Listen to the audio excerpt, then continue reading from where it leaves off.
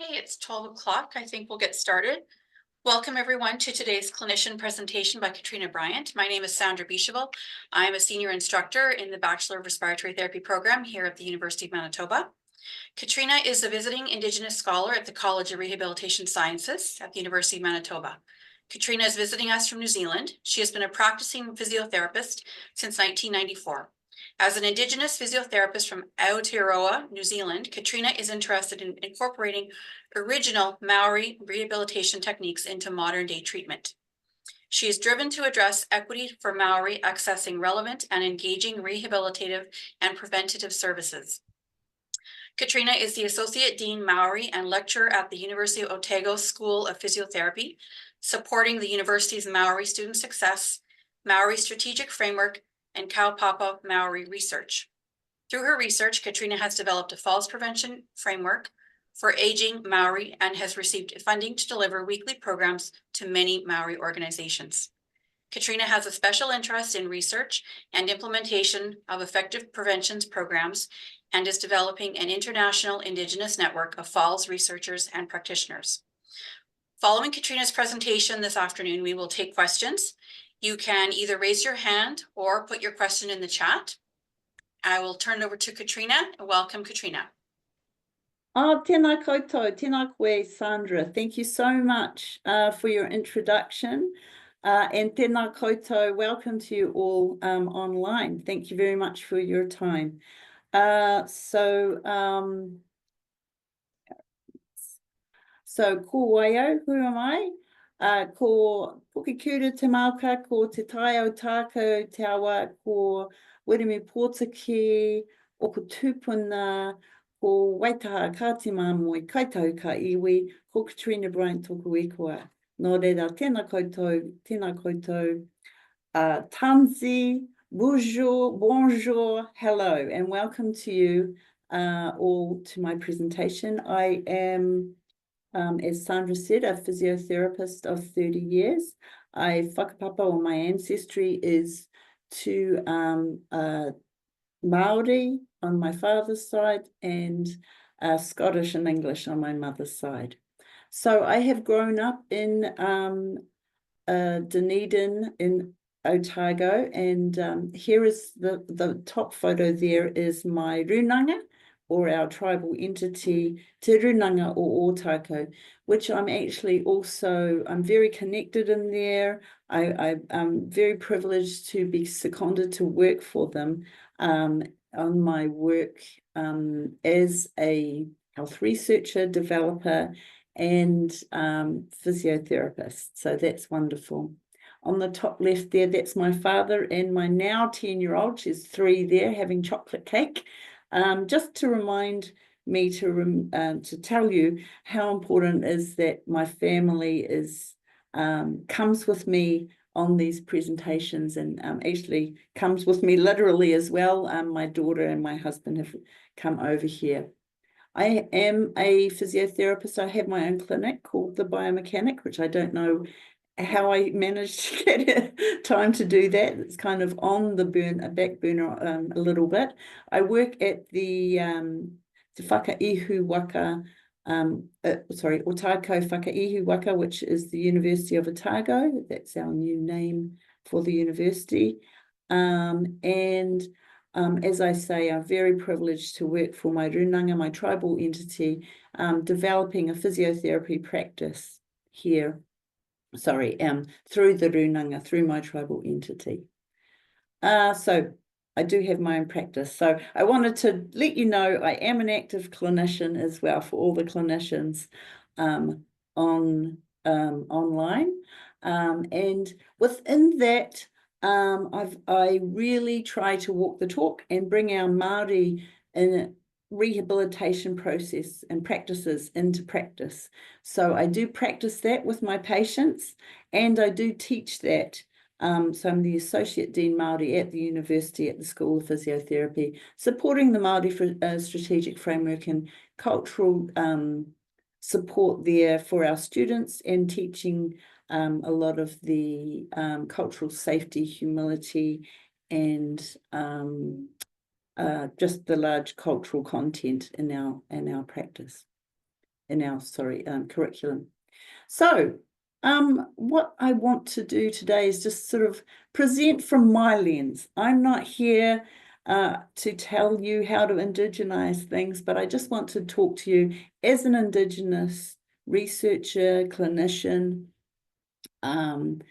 that just the lessons that I've learnt through my visit here, my experiences as an Indigenous clinician. So, yep, I've had the privileges of presenting at the last World Congress in Dubai around Indigenous leadership and physiotherapy. And I've also presented at Falls research symposiums where I've had the benefit of meeting colleagues from here. So hopefully, also before I start, I do want to strongly acknowledge the Indigenous peoples of this land. And I have spoken with the elders at Ngomans in here. I've told them about my various presentations, and they've said, yes, go ahead, Katrina. So I feel okay to present some of the things, because I definitely don't mean to be stepping on any toes in terms of speaking about Indigenous perspectives. But I will say that our Indigenous perspectives have been much more similar than I even imagined. So I also want to acknowledge Jackie Repart and Reg Urbanowski and Leanne Allen, who've got me over here on the Juliet Cooper Visiting Scholar Award. And there's Julia Archie there, who I've also had the privilege of spending some time with. So the first person I actually met is on arriving in Manitoba was this fella, Thomas Mueller, and he is Clayton Thomas Mueller, and he is an Indigenous activist, and he took me down the river here, so that was fantastic. We just connect so quickly as Indigenous peoples. Our stories are very similar. Our philosophies and the way that we see the world are different, but very, very similar. Our stories are very similar. And after I met him, I actually went to the Museum of Human Rights here, and I saw they've got a whole exhibition on him. So I was like, wow, I'm really talking to the right people here. So it's fantastic to see the population of Indigenous peoples here, which is, largely what I wanted to come over here and connect and see what was going on. And I have had quite an amazing journey. The lovely elder Margaret, who sits here at Ngomans in the university, boy, she is on point, and she just reminds me of, I have a person in Aotearoa, New Zealand, who is just like Margaret, and she knows, she's got the wisdom. So I really want to acknowledge Elder Margaret. And of course, Reg, who's taken me up to Seguin, one of the communities. They took me into the Sweat Lodge, and they brought me in by ceremony.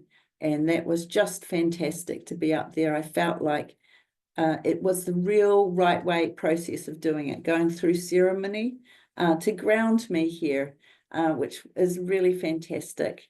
And there, of course, is Margaret Hart, who works here, who has helped to do that. So that process, we just were speaking this morning about the processes of going through ceremony, which is so important for us as Indigenous peoples.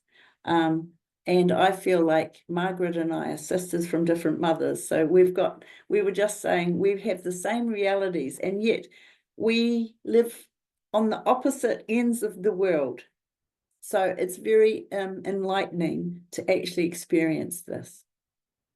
I was very lucky. I've come over here on the right time to a march on Truth and Reconciliation Day, and to go and experience a powwow and meet people who are in the drum circles and of course in the meet the great chiefs too. I even managed to get a selfie. As I say, you better be careful when I get a selfie, it might end up in a presentation.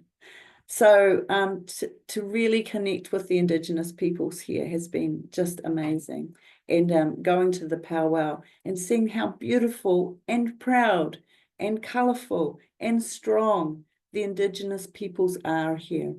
There's an incredible wealth of cultural pride and connection, which I have just, I mean, it almost brings me to tears just thinking about this beautiful peoples that you have here living on this land.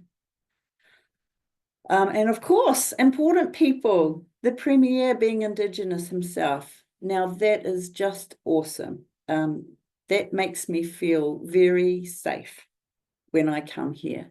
That a man, an Indigenous man who is working so many ways to do good for his people is the Premier of your state. You should be very, very proud. So, to state the obvious, we are Indigenous peoples and Indigenous to the lands in which we live. And of course, this is, we have connection to this land.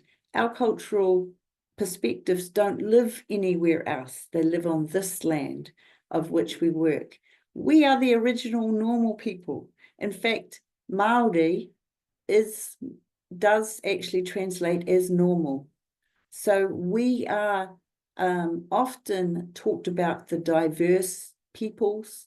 We're wrapped up into the others, but actually we're the normal people of our lands of which we walk. So to state the obvious, it is our responsibility as health practitioners to make sure that the health and well-being of Indigenous peoples is at least a high level as everybody else. So that is our responsibility. We get paid the big bucks as health practitioners to make sure that health outcomes are the same across the board, especially for the Indigenous peoples of the lands. So our models of well-being are very, very similar. In Aotearoa, New Zealand, we talk about the walls of our marae, the 4 walls of health being physical, mental, spiritual, and family, so our connectedness. So if the 4 walls are strong, we are on good foundations. If we're built on good foundations, our house is strong and the 4 walls are strong. But once one of the walls falls in, the others can topple. So we know that if our relationships are, our family is not, our connections with our family is not good, that can have impact on our mental health, which can have impact on our physical health, which then can impact on our spiritual well-being. So when all of the 4 walls are strong, that is when we are in a state of well-being. And the Indigenous medicine wheel is very, very similar philosophies, and that much more holistic view where all of those elements are not boxed out, but they're all interrelated. They're directly connected to each other in terms of health. So that perspective of well-being is very, very, very common. I mean, very similar between our Indigenous peoples. And this is well documented as well. So if you need some research or some systematic reviews, there is a plethora of information around how Indigenous peoples around the world have a collective idea of well-being rather than individualistic, and also very connected into the health and well-being of the environment. So these are very common philosophies. We have our own rehabilitation practices, our own physiotherapy practices, which we've used over centuries. We didn't need to wait for physios to come along to tell us how to rehabilitate.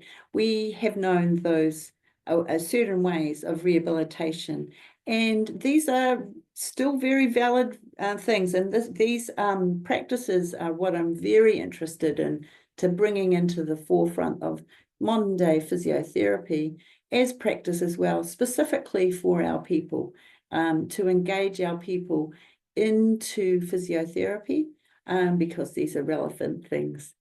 So these are just some of the things that we use in Aotearoa, New Zealand. So there's just been a bit of a marginalisation of our Māori worldview within rehabilitation. So as I said, we've spent thousands of years with those techniques, developing them, and only 180 years of that has been physiotherapy. Actually, probably a bit smaller, because our school is the oldest school at the University of Otago, is the oldest physiotherapy school, and we celebrated our 100 years of physiotherapy school about 10 years ago. So we are the oldest school in the Southern Hemisphere, I believe. So the marginalisation, actually, the First Nations people here have been on this land for longer, well longer than us. New Zealand, Aotearoa was the last lands to be inhabited by men, actually, by humans. So on these lands, they've been on here a lot longer, and also had physiotherapy about the same kind of time as well. So it's about bringing those ways to the forefront. That's my passion and drive. So this is my great-great-great-grandfather. His name is Wiremu Pōtiki. He was a rangatira, or a chief, at the in our settlement, and he was one of the signatories on our treaty, which is called Te Tiriti o Waitangi. So we have treaties as well. And on his deathbed, he was known to be articulating how disappointed he was at the broken promises from the treaties that he signed. He expected that he would be at the same level of status as magistrate, because that's where he was as a chief, making governance, having governance. And so he was very disappointed at the broken promises of schools and hospitals and positioning of our people. And so this historical privileging of imposition of Western philosophies to take over, and the suppression or oppression of Indigenous ways has had the very, very similar impacts across the world. And this is true for rich and poor nations. So we see these very similar health conditions and impacts of colonization across the world. And so, although we are seeing some positive changes in terms of health disparities, we still have a 7-year health disparity for our women and a 10-year life expectancy difference between Māori and non-Māori. And then the rates of mortality for certain things which are avoidable and treatable are very disappointing, specifically type 2 diabetes for Māori. We have a 7 times higher mortality rate, which of course physiotherapy and rehabilitation can have a big impact. Rheumatic heart disease, COPD, cardiovascular disease and stroke and cancer, we have a much higher mortality rates there as well. So I did do a little bit of research in my very brief piece of research, I also noticed that there are some similar high rates of mortality for Indigenous First Nations people living in Canada as well. So this is the impact of colonization on our peoples. So the UN has a Declaration of Rights acknowledging these disparities, where Indigenous peoples have the right to full enjoyment as a collective and or as individuals of the human rights, including the right to be free from discrimination. These health disparities are not acceptable for us as health professionals. We should not just shift the gaze. This is our job, as I say, to be making sure that we are not also feeding into these unnecessary health disparities that are unnecessary, avoidable, unfair, and unjust. So, solutions.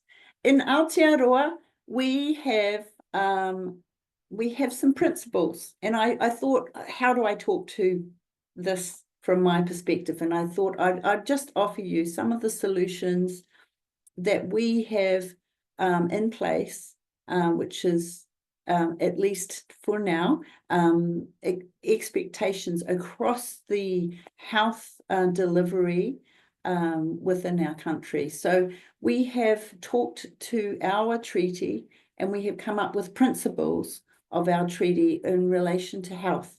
And these are expectations to be understood by all health practitioners practicing in Aotearoa, New Zealand. So these, I'm going to go through them. And there is some language Māori, so hopefully I'll be able to, if there's any issues there where I don't, translate, then please let me know. So tino rangatiratanga, that's about sovereignty. So having sovereignty and self-determination over for Māori to determine their own health needs and health approaches, so that they're at every level of the health plan and health delivery. So from governance right through to workforce, in the workforce.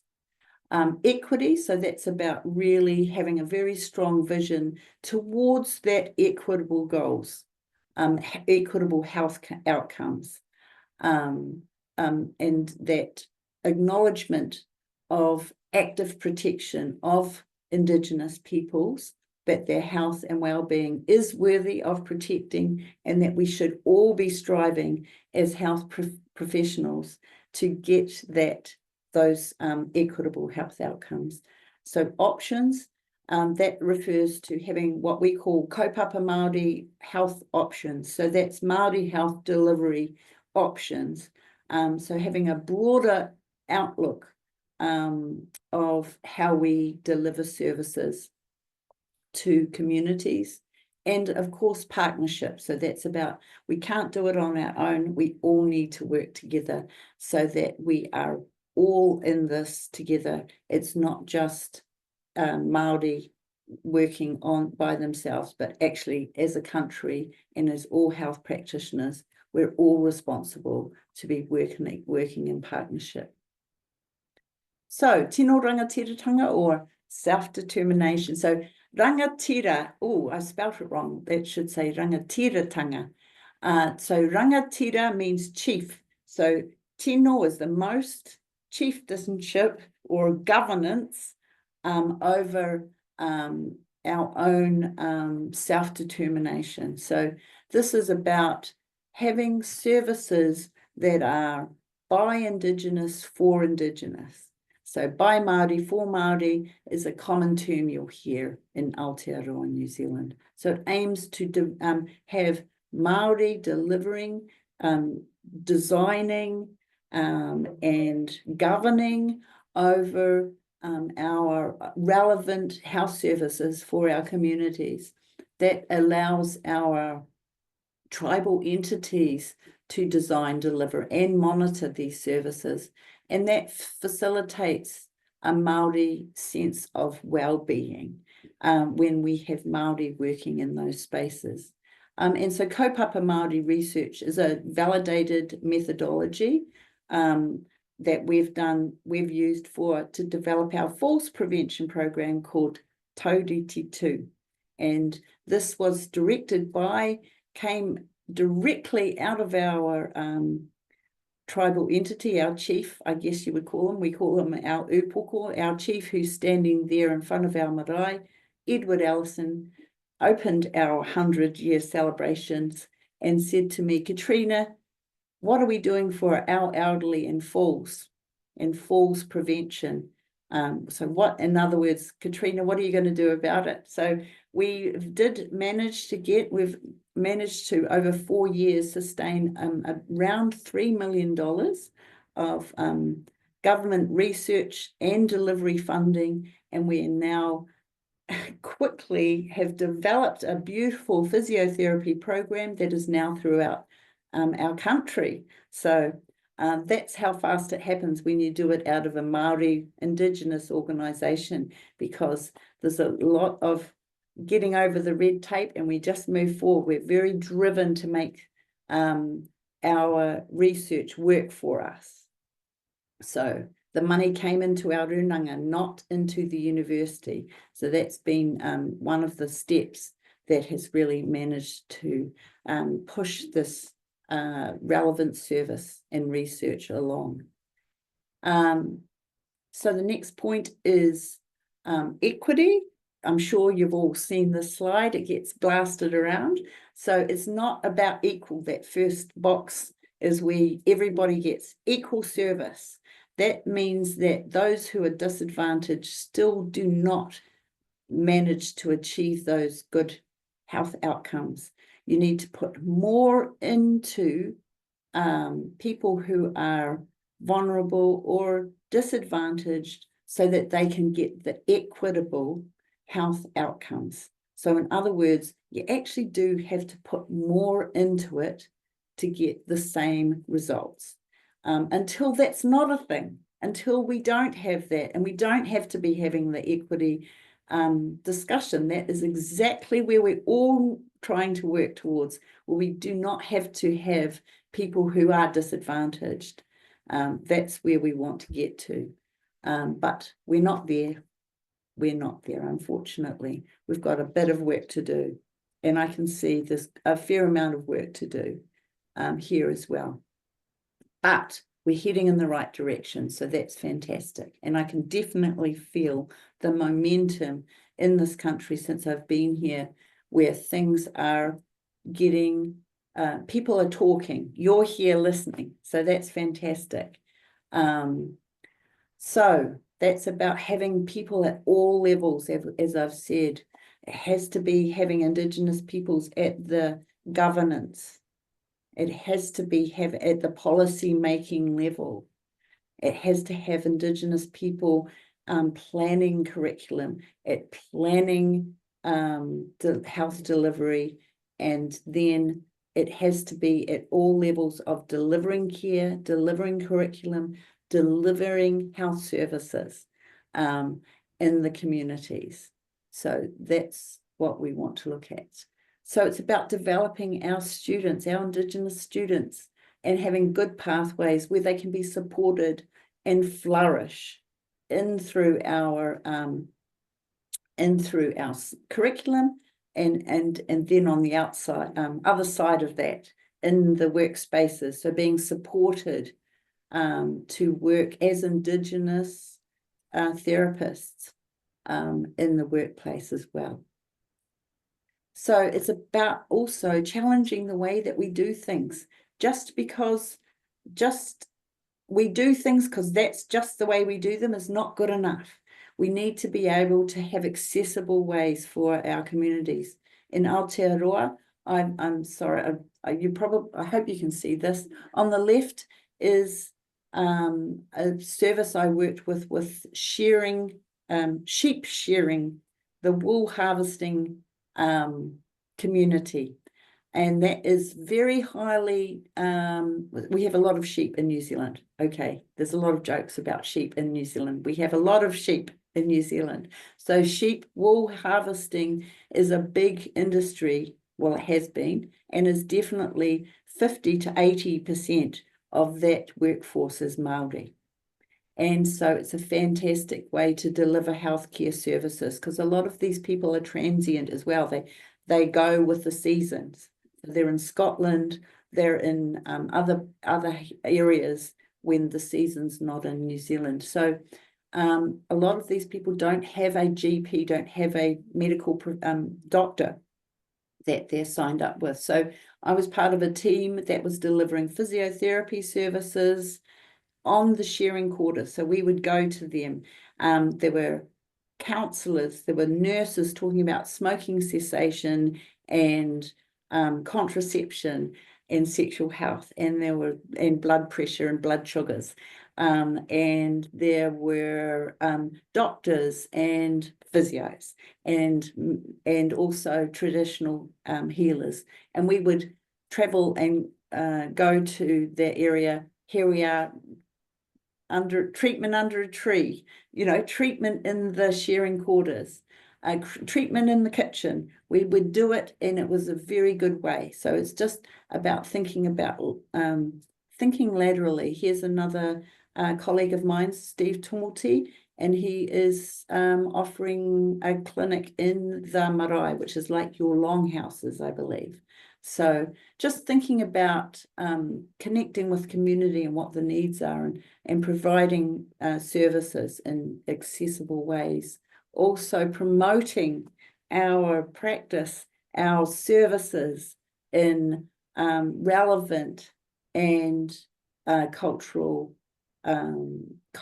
appropriate ways.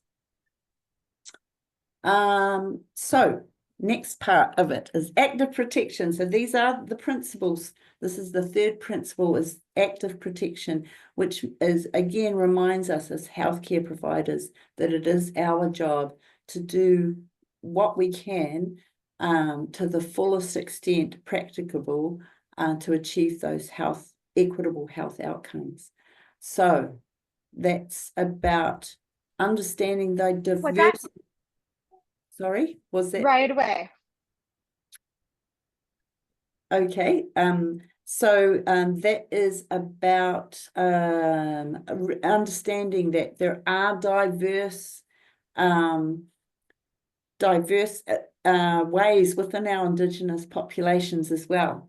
So our different communities have different needs. We're not just a one glove fits all. I was going to get an O.J. Simpson photo of the glove, not one glove fits all approach, just to remind you. It's probably not the best analogy, but that just, you might remember that now though, that thing that not all of our services are going to fit everybody, and not one way to meet Indigenous needs. We really need to remember that our Indigenous populations and communities are diverse. So many different needs within our communities. So how do we cater for those needs, those diverse needs? Identifying the key leaders in the communities, that is actually really important, because if you connect with the wrong people in the community, you will not get that trust in the community. So make sure that you do some homework and find out who are those key leaders. Remember that a relationship is not just a go in and go out. It is a relationship isn't for the long term. So be prepared to make sure that it's long term and that it's reciprocal. So you will gain from having that relationship, but also our communities always have to gain as well. It can't just be us taking from our communities. So we have to value that expertise. Face-to-face is often always good. I know within our communities that is always important, that making time to turn up rather than just doing Zoom calls. Whakarongo, titiro, and then kōrero, which means listen, observe, ... and then talk. Don't get out your waggly physio fingers. That's what I always say. No, people do not always need to be educated. When we talk about education sessions, we often are kind of giving the idea that our communities are dumb. And so we need to listen to our communities. What are their needs, rather than getting in there and educating them with our waggly fingers. So listen, observe, spend some time with that, and then talk. Is a good approach. Value community knowledge and expertise, because they are the experts of their communities, and acknowledge that. Otherwise, you will not get the trust, and you will not be able to provide relevant services. So be guided by the community, and that is always a reciprocity that we should all be working towards. Yes, uplifting our careers, uplifting ourselves, uplifting our profession, but the main point is we need to uplift our communities. They should always have positive change from interactions with us. So in order to do that, keeping up your cultural humility upskilling. Okay, so I love this term, cultural humility. We've shifted from cultural competence, even cultural safety. This idea of cultural humility, I think, is a really great perspective to come from, in terms of understanding that cultural humility that's more on the health practitioner, to come from understanding your own cultural identity, which is a very big part of cultural safety. So, as I've said, respecting that Indigenous communities are diverse, have diverse needs, diverse communication skills, and these models of care, which tend to be more holistic, tend to be more positive in their approach, rather than the deficit thinking of disease and disability and having to fix something, but actually inspiring and uplifting a sense of well-being and pride. So challenging those institutional barriers. So shifting the gaze from look at what are barriers for Indigenous people to access. We know that there is so much information on barriers for Indigenous peoples accessing healthcare. So we now have to shift the gaze to what are the barriers to us as healthcare professionals to implement that stuff, so that we minimize the barriers for Indigenous peoples accessing care. The language. Now that's one thing I have noticed is a wee bit different here. In Aotearoa, we have mostly one generic language. We do have dialects, but we do have our languages everywhere. So I would suggest that even learning some of the Indigenous greetings, and that is for everybody to use. And it's not just to use with your Indigenous patients, use it with everybody. It's a language that is from this country. You can use it, and when you normalize it, that is actually a big deal for Indigenous peoples, just to even hear a greeting in their language. I would say that is pretty standard in Aotearoa. So I think that might be something that, if I was to say that I've noticed, maybe using some more helping support the language, because there's so much in the language. The fourth principle, bringing it back to the principles again, is options. So having those Indigenous health options, services. available and resourced properly. So that is super important. So remember, we need to put more resources so that we're getting those similar health outcomes. So yeah, putting more resources into developing and supporting Indigenous health services that are under the umbrella of an Indigenous lens. Sorry, that's just an example of some of the ones that we have in Dunedin, Otago. So Dunedin is a population of around, I think around 400,000. So a bit smaller, about a third of the size here of Manitoba. Sorry, of Winnipeg. So we do have a number of health providers, but I have seen there's a few health providers here as well. So understanding those Indigenous models of care and actually implementing them. So really, truly trying to implement those models of care. These are not for our Indigenous people. These are for healthcare professionals to understand ways of looking at health that can be applied for everybody, just like Western perspectives of health are supposed to be applied for everybody. So too can Indigenous models of health be applied for everybody. So the more that you practice these, the more that you normalize them as well. So partnering in designing your services with community. But if you are going to engage community, please value their time and their expertise. They shouldn't be expected to partner with you for nothing, because there is considerable expertise in that. So don't waste community's time. But please do this.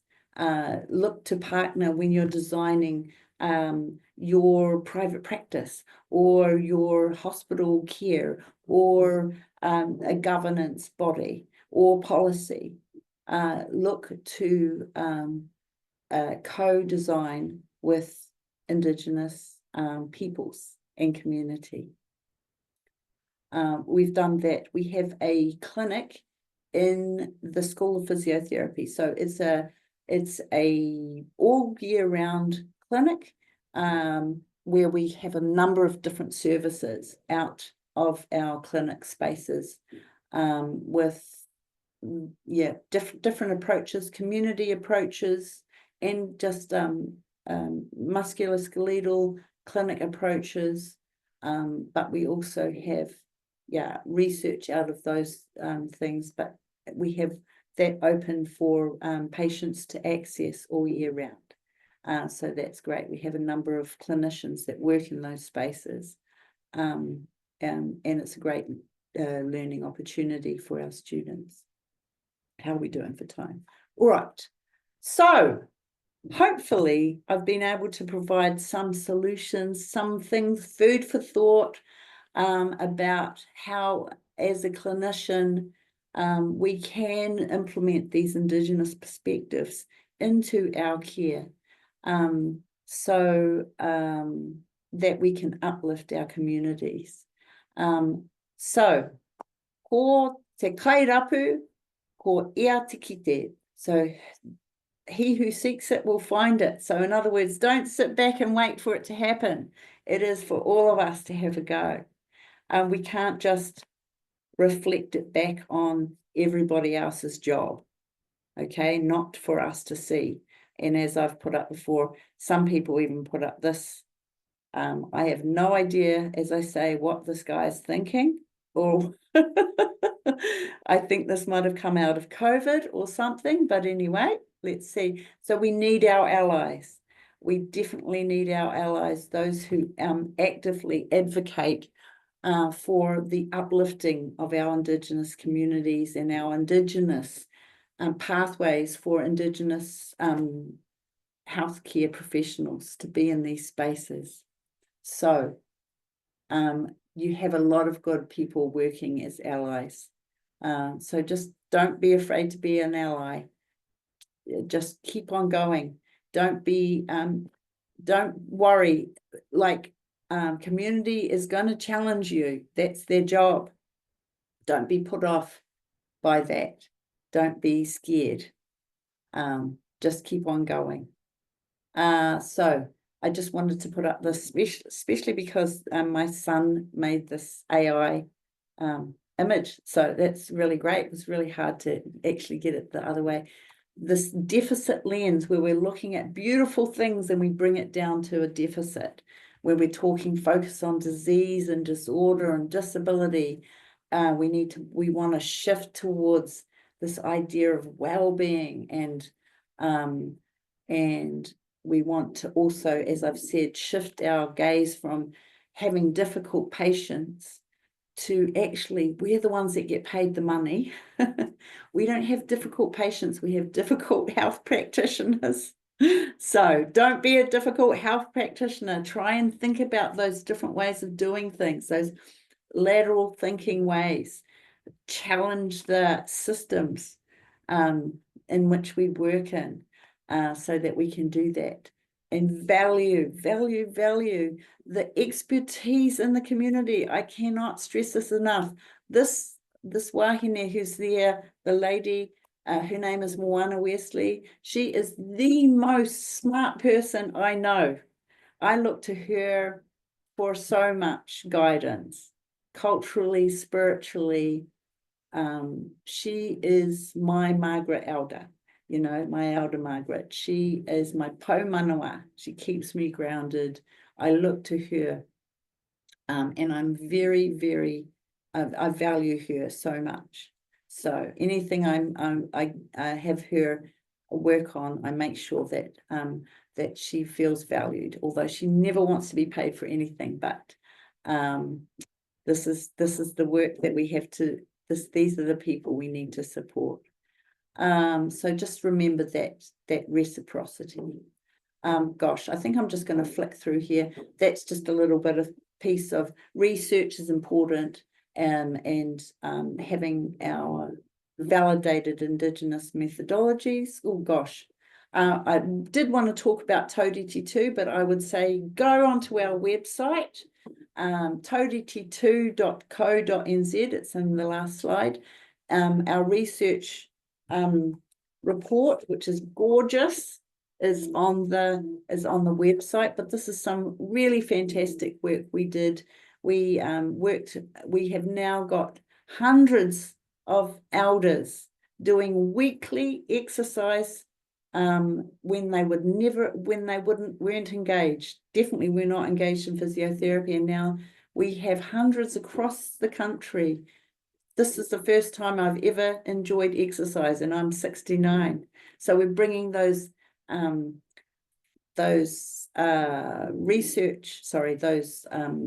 Māori movement patterns into the forefront, alongside relevant falls prevention program as well.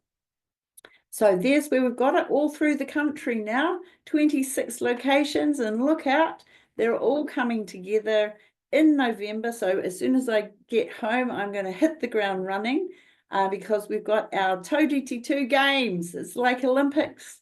We've got 200 kaumātua coming to compete, and they're staying in Dunedin.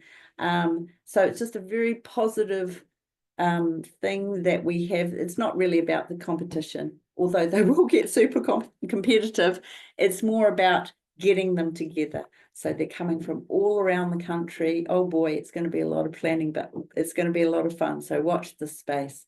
So all I want to finish on, hopefully that's pretty soon, embracing Indigenous perspectives that can work for all, but we've got to get it right for our Indigenous peoples too. This smart, gorgeous looking person said the othering of worldviews is one of the biggest contributors. So the othering of worldviews is one of the biggest contributors towards discrimination and inequities in healthy education delivery and outcomes. So let's stop talking about othering and our Indigenous people. They're the normal ones. and let's start normalizing it more and making their spaces more. So valuing Indigenous science for what it is, value our Indigenous community expertise, practice understanding and empathy in terms of those impacts of colonization and how that's ended up with very common health outcomes for our peoples. Don't be afraid of making relationships and keeping those relationships. Don't be afraid of change, because if you do it properly, it's going to work and change. And we're all here together to weave it all together. So finally, I got through to the end with 10 minutes to spare. There is my website for our exercises. But thank you all for your time. Thank you very much, Katrina. What a wonderful presentation. I'm now going to open up for everyone to ask questions. You can either post them in the chat or raise your hand.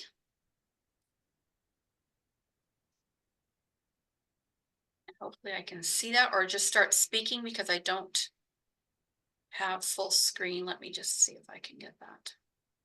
There we go. Thanks, Kelly.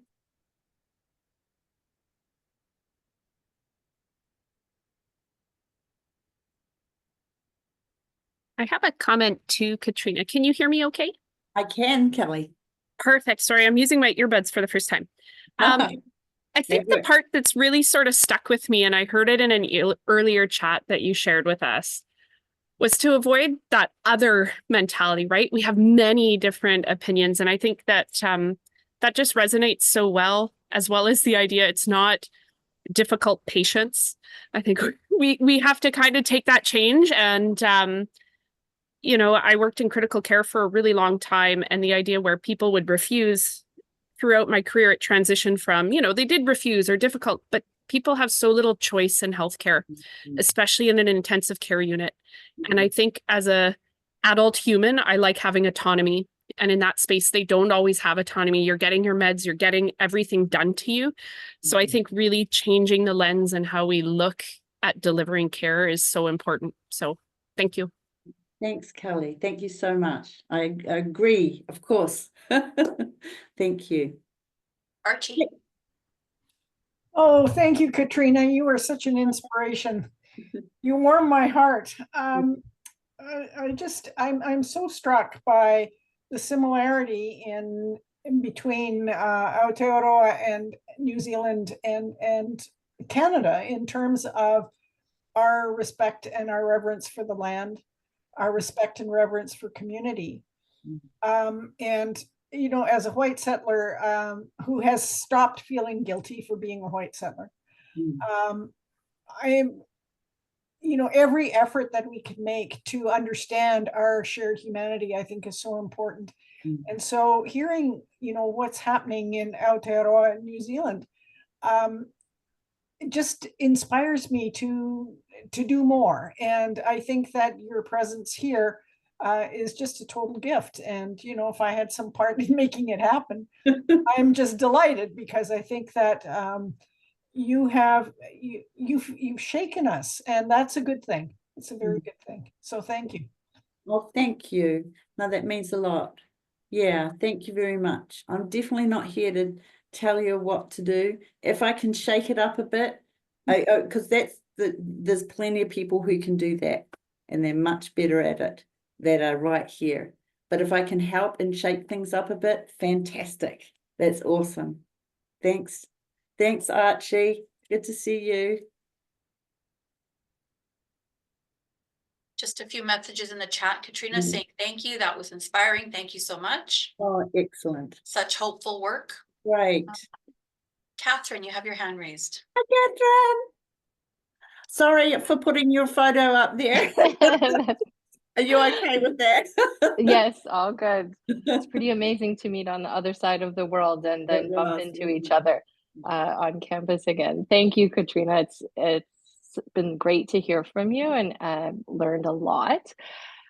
Speaking as another Canadian of settler background, I'm wondering what sort of advice, specifically around those of us who might consider ourselves, like, how do we work as allies? And if you're coming to this area from that perspective, I still struggle to dip my toes in this world in a respectful way. Any advice you have? I guess it's if you hear stuff at a meeting, if you hear stuff in a clinic space, if you hear somebody pitching some research and it puts your hackles up a bit, voice it and run it by some Indigenous people. Have I got this right? Was this something that's not quite right? Voice it. Yeah. Run it by and voice and say, actually, I'm feeling a little uncomfortable about that. Can we think about this? Or I've got a really great idea. I heard an amazing presentation and this was an idea or something. So when you're at those tables and there's not an Indigenous voice, say, perhaps we should get an Indigenous voice here. Yeah. So advocate for those things, for those spaces. Yeah. Thank you. More thank yous in the chat, and thank you so much. I have visited New Zealand and I learned so much about reconciliation. Learned more today. That's from Carolyn. Great. I am very interested. Reconciliation is a word, as I've been saying to a lot of people. I'm really interested as I'm journeying around through my travel. What does that mean for the different people?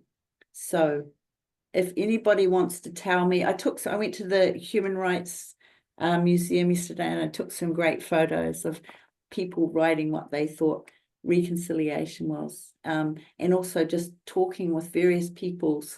What does it mean? So if anybody's inspired to let me know, please do that too. I should have said that at the beginning. But please feel free to email me if you've got some ideas.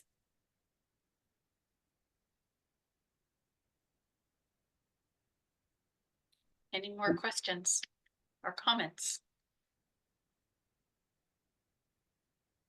If not, I'd like to, sorry for your sins of coming on here. Now you get to listen to me sing a waiata. And I'm going to sing a waiata. A song is how we end our things often. So I'm not going to suggest I'm a singer because I'm not. So you get me, I'm the only person. So what song shall I sing? I'm going to think of a song. Okay, so this is a song around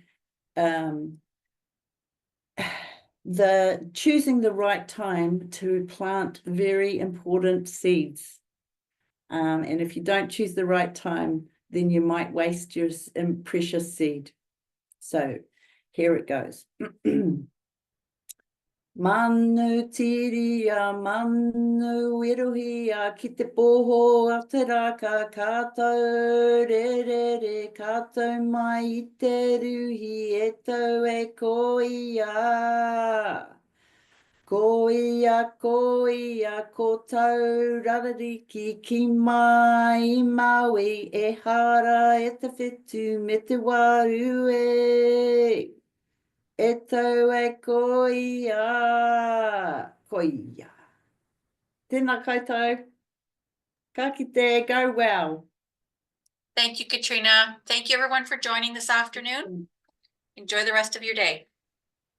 Thank you for having me.